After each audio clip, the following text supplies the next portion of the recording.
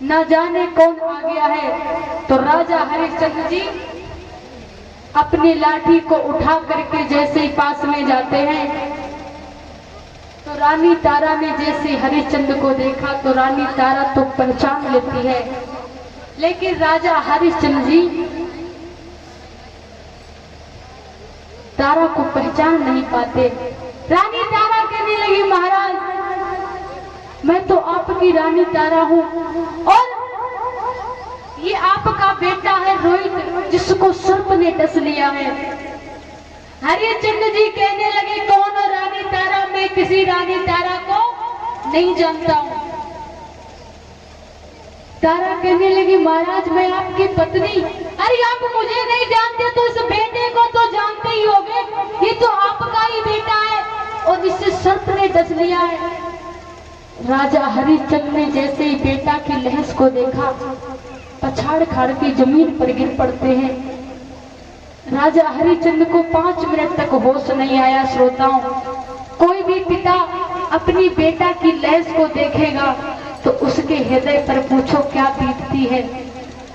राजा हरिश्चंद्र ने सोचा, क्योंकि यदि यहाँ पर बिगड़ गए तो धर्म हमारा नष्ट हो जाएगा, धर्म की खातिर मैंने इतना सब कुछ किया। राजा हरिश्चंद्र जी कहने लगते, सुनो मैं आपको नहीं जानता हूँ, यदि आप ऐसी बात करती हो तो उस दिन तुम्हारा धर्म कहाँ गया था? जिस दिन मैं घड़ा उठवाने के लिए आपसे बोल रहा था कि मेरा घड़ा उठवा दो, तो आप कह रही थी कि आप एक मैतर के घर में रहते और मैं ब्राह्मण के घर में रहती हूँ, मैं आपका घड़ा नहीं उठवा सकती। तो जाओ, यहाँ तुम्हारा वहां धर्म था, यहाँ हमारा धर्म है। मैं इस लहस को तब तक नहीं जलने दूंगा जब तक आप हमको कर का टका नहीं देती। तारा कहने लगी, मेरे पास कुछ देने के लिए नहीं है। एक साड़ी थी, वो आधी साड़ी फाड़ करके मैंने बेटा के ऊपर कफन के ऊपर डाल दी। अब मेरे पास कुछ देने के लिए नहीं है। हरिश्चंद्र जी कहने लगे, सुनो तारा, आपके पास कुछ देने के लिए नहीं है तो मैं इस लहस को जलने नहीं दूंगा जब तक आप कर का टका नहीं दे देती। तारा कहने लगी, आप हमसे ही मांग रहे हो? अपना ही बेटा है और अपना ही बेटा संसार को छोड़ करके चला गया।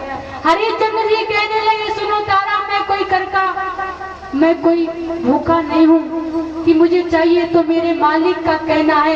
यदि तुम ब्राह्मण के यहाँ रहती हो, तुम्हारा धर्म था, यहाँ हमारा धर्म है, हम भी अपना धर्म निभा रहे हैं। और जब तक आप दे नहीं देती तब तक मैं इस लहस को जलने नहीं दूंगा। माताओं, रानी तारा ने क्या किया? जो आधी साड़ी बची थी, मैया ने वही साड़ी करके रूप में राजा हरिश्चंद्र को दी है।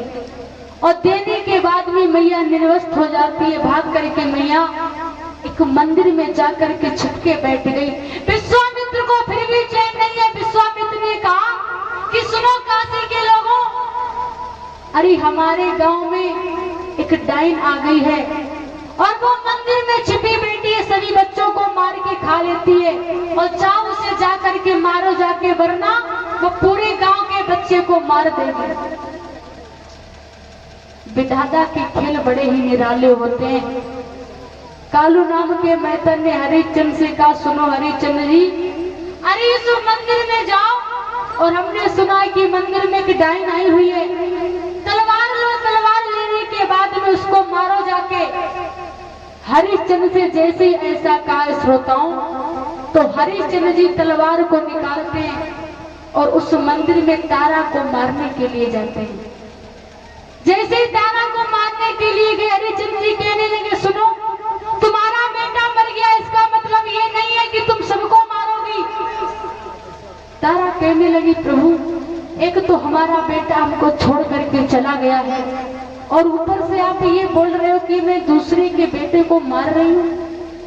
क्योंकि माताओं, जब व्यक्ति पर दुख आता है तो दुख में या तो भूख सताती है या तो नींद बहुत ज्यादा आती है। तारा कहने लगी, आप कैसे बातें कर रहे हो? हमारा बेटा हमको छोड़ करके चला गया और आप बोल रहे हो कि हमने सब बेटों की हत्याएं एक तो हमारा बेटा हमारे पास नहीं रहा है। हरिश्चंद्र जी कहने लगे मैं तुम्हारी कोई भी बातों को नहीं सुनूंगा। हरिश्चंद्र ने तलवार को निकाला और तलवार को निकालने के बाद में हरिश्चंद्र जी जैसे ही मारने के लिए तैयार हुए,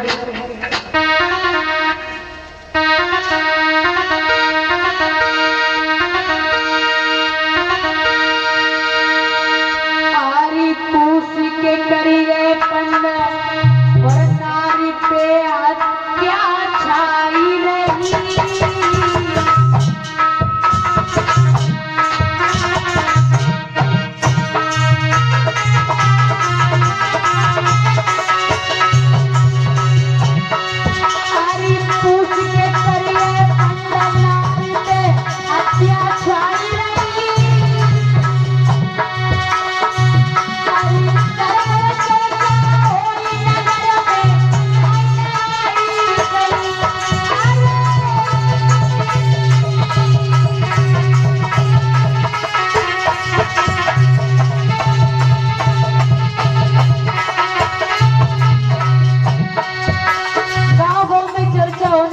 हमें लगता है नगर में डाइन आ गई है।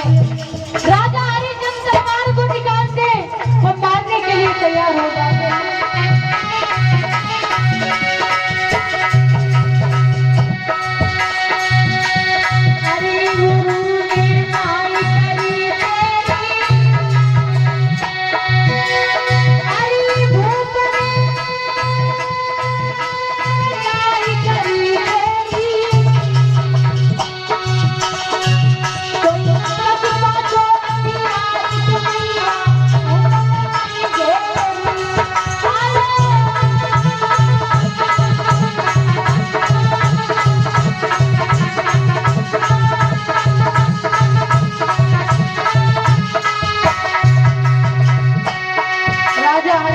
तलवार निकाली, मारने के लिए तैयार हुए।